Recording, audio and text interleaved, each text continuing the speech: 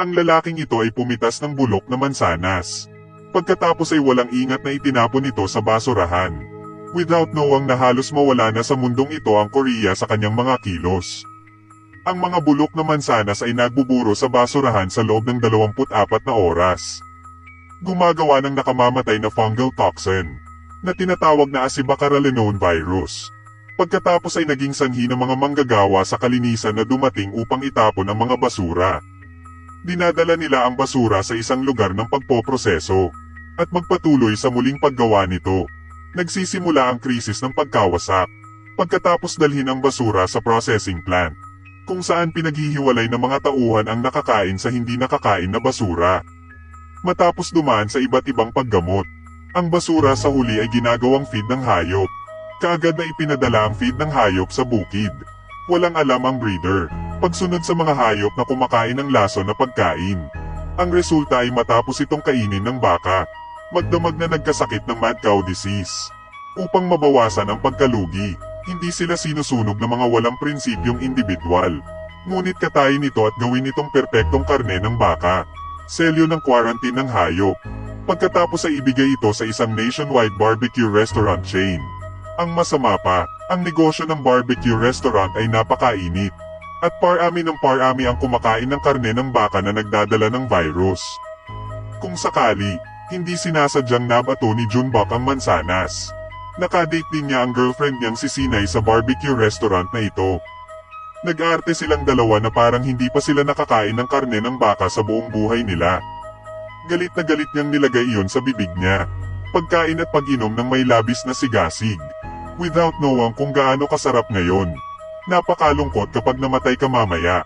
Sa pagkakataong ito, ang waiter ay nagdala din ng isang komplementaryong plato ng hilaw, adobong atay ng baka.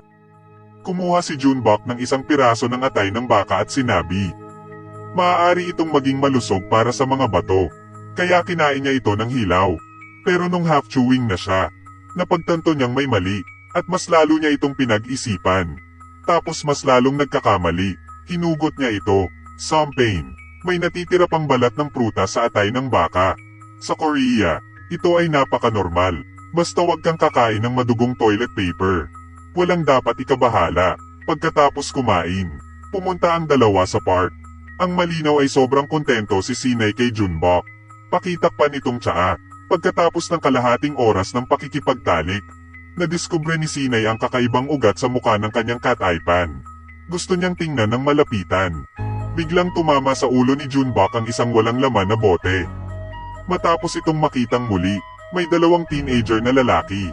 Masama ang tindig ng isa sa kanila at gustong isumpa ito sa harap ng girlfriend niya.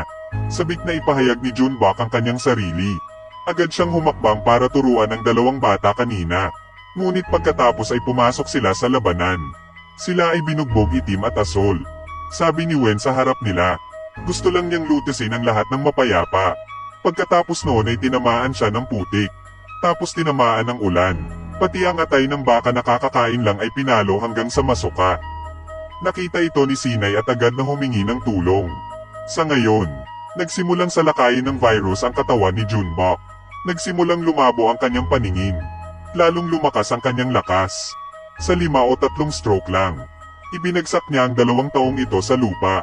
Nakakalungkot, nang makita ni Sinay ang tagpong ito.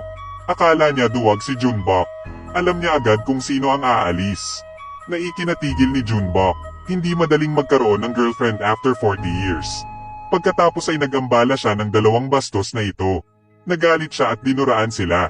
Hindi inaasahan. Unti-unting tumagos sa katawan ng kanyang kausap ang kanyang mga lumang damit. Pagkatapos, nagsimulang mawala ng malay ang 2 sugatang tulisan. Inatake nila ang ilang taong kumakain sa parke. Akala nila lasing na sila, kaya hindi ito nakatakas sa oras. Ang results, sa kabilang kamay, malinaw na hindi maganda ang pakiramdam ni Junbok habang pauwi. Ngunit pumasok si Lau sa bar at galit na inaatake ang mga tao sa paligid niya. Mabuti na lang at agad siyang itinapon ng security. Ngunit hindi nagtagal, ang mga nakagat ay nagsimulang magsuka.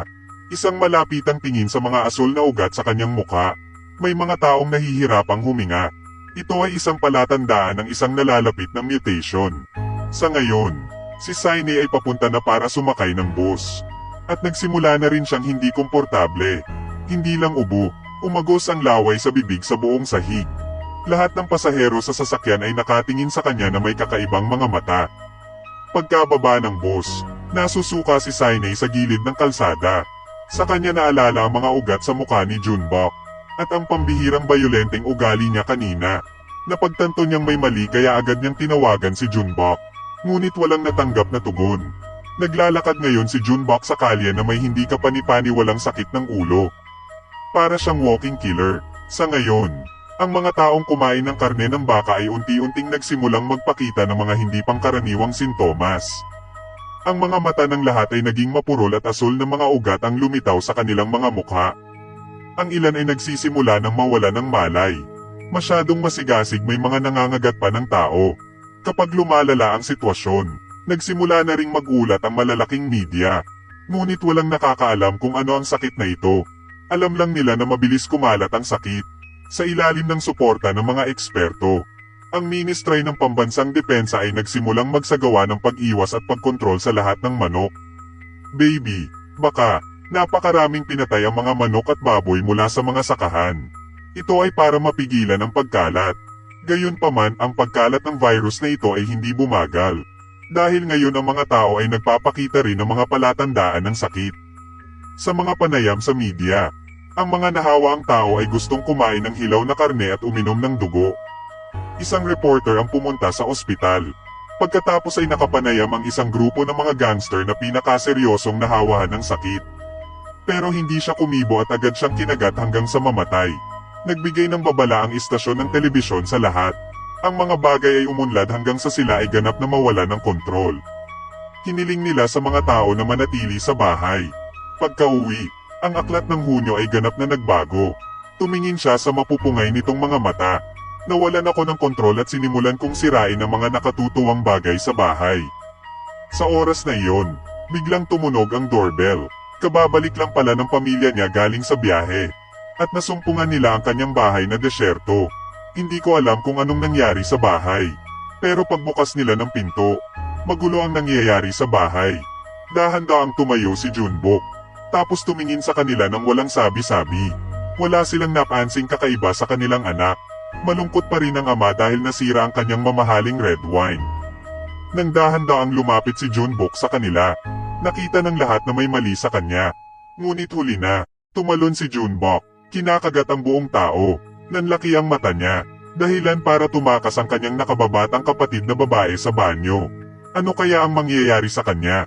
Sa partikular, nakaupo siya sa inidoro. Tila ang tao ay hindi natatakot sa panganib. Tiyak na sa hinaharap siya ay magiging isang general o koro ng prinsipe. Hindi mabuksan ni Junbok ang pinto kaya dahan-dahan siyang lumabas. Lumalabas siya at nakakahawa ng mas maraming tao. Ngunit ngayon ang labas ng mundo ay naging tulad din ng impyerno. Ang mga uhaw sa dugo ng mga zombie ay nasa lahat ng dako. Kinuha nila ang subway, mga ospital at bawat kalye pati na rin ang mga supermarket. Kahit na ang mga malalayong rural na lugar ay puno ng mga zombie. Para mabuhay, ilang tao ang nagsimulang magnakaw ng pagkain sa mga supermarket.